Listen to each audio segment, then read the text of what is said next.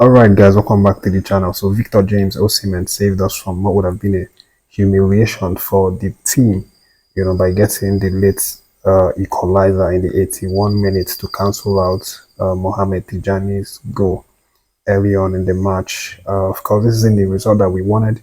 Obviously, going into that game, we wanted to go get all 3 points, but uh, you've seen how difficult it was because Benin Republic, they showed up playing like they meant business. At the end of the day, I can't be angry with the team because even though I know that a lot of the players didn't perform as we expected them, a lot of them were hidden.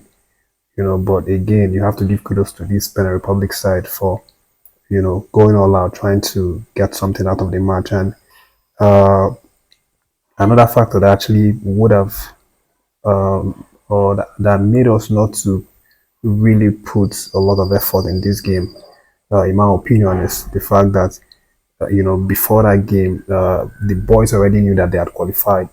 Of course, you recall I told you guys that the Libyan team had a date with Rwanda. So in that game, Libya won Rwanda 1-0 courtesy of a late goal from the Libyan side. So that effectively helped us to qualify even before we went into that game against Benin Republic. So we had already qualified, and the boys knew this going into the match. So that would have definitely reduced their spirit, their hunger for that match. So I think that probably contributed to why we didn't see the best of performances from our boys. Uh, Aside from Osimhen, it's hard to even think of any other person that tried. Okay, Osimhen and then was this Simon who actually brought the assist from the goalkeeping area. Stanley Nwabali considered a really, really cheap goal. It was a very, very easy ball, actually headed into his arm. I don't know how how he was able to miscue that one and let it pass, between his hands. The defense again, I thought we didn't really have a lot of coordination. Again, you can forgive the defense because we've had one or two issues, in the back line. A number of players who have been established member of the team went out due to injury. Semi Ajayi, of course, and then Olisanda. But more specifically, Semi Ajayi because his pairing with William Jose Kong is always top notch.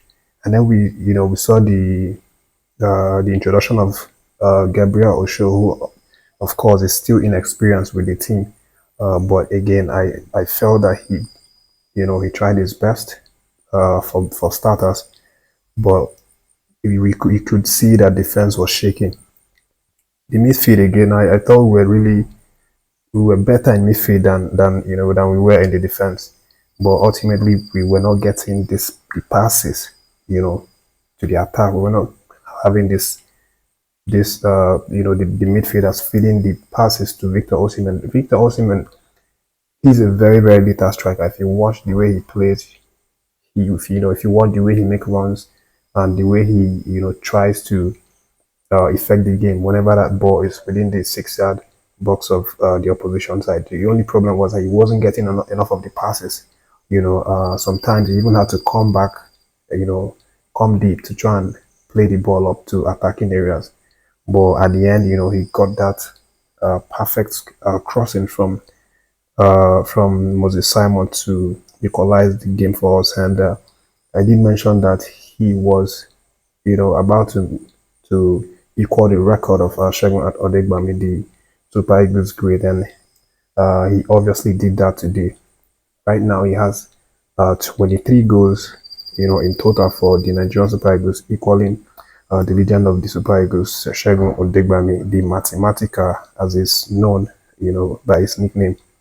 So all in total, now Osimhen has 38 appearances for Nigerian Super Eagles, has scored 25 goals, and then has 11 assists, which is unbeatable for this young man. Of course, he continues to show why he is important and vital for the Super Eagles. So that's what For me, I could take away from this game. Generally, it's a game that we cannot be too angry about because, of course, we didn't lose the match.